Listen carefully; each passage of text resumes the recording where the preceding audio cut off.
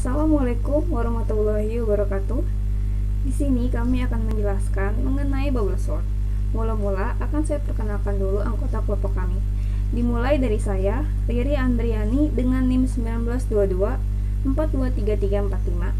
Lalu ada dua teman saya, Firda Azizah 1922 428510 dan Zahra Mutiara Ramadhani dengan NIM 1922 427502.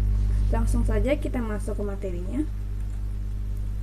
Ada pengertian dari bubble sort, yaitu sebuah algoritma berbasis perbandingan sederhana di mana setiap pasangan elemen yang berdekatan dibandingkan dan bertukar tempat jika berada dalam urutan yang salah. Pengurutan bubble sort sendiri dibagi menjadi dua, yaitu ascending dan descending. Untuk ascending, yaitu pengurutan nilai dari yang terkecil menjadi yang terbesar. Nah, untuk descending ini merupakan kebalikan dari ascending, yaitu pengurutan data dengan nilai yang terbesar menuju nilai yang terkecil.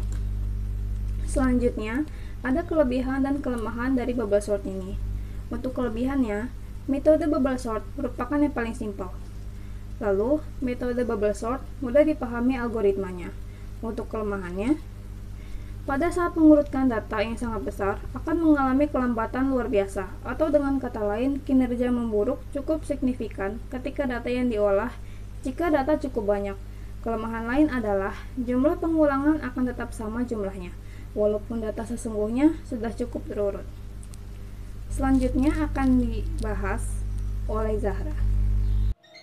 Selanjutnya yaitu cara kerja bubble sort. Cara kerja yang pertama, membandingkan elemen data kedua dengan elemen data pertama, begitu seterusnya hingga elemen ke n yang merupakan banyaknya jumlah data.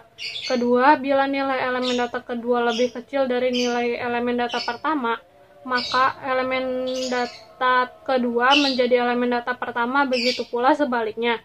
Ketiga, jika nilai elemen data pertama dan kedua sudah sesuai dengan urutan, maka tidak ada perpindahan posisi pada elemen data. Selanjutnya, nilai elemen data kedua akan dibandingkan dengan nilai elemen data ketiga dengan cara yang sama seperti pada elemen data pertama dan elemen data kedua. Proses terus berulang hingga elemen data ke n dan semua elemen data sudah berurutan sesuai aturan dari nilai kecil ke nilai yang besar. Selanjutnya yaitu contoh proses pengurutan bubble sort.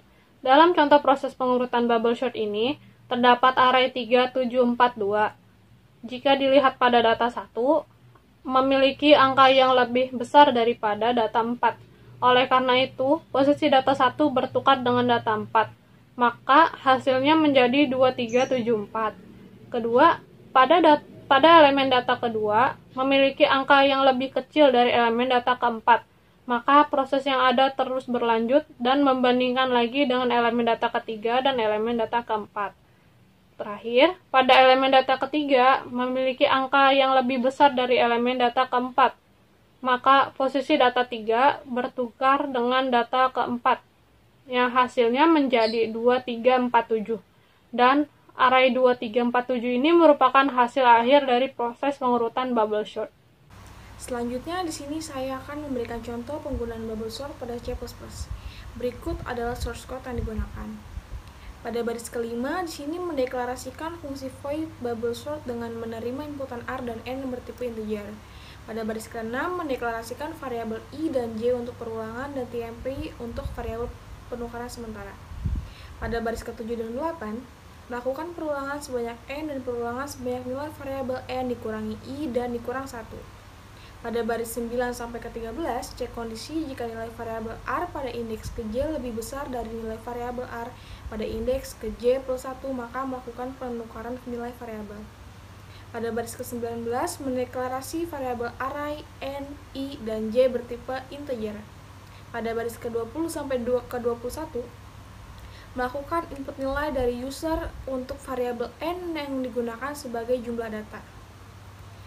Pada baris ke-22 sampai 25, melakukan input nilai dari user untuk variabel array dari setiap data. Pada baris ke-26, memanggil fungsi bubble sort dengan memasukkan variabel array dan n.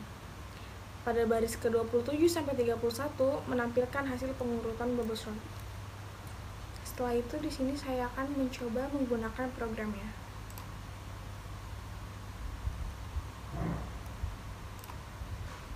Ya, jadi ini program yang tadi, source code yang tadi, dan sini coba kita compile and run. Di sini keluar masukkan banyak elemen. Nah, di sini masukkan mau berapa elemen yang kita gunakan. Di sini saya milih 4.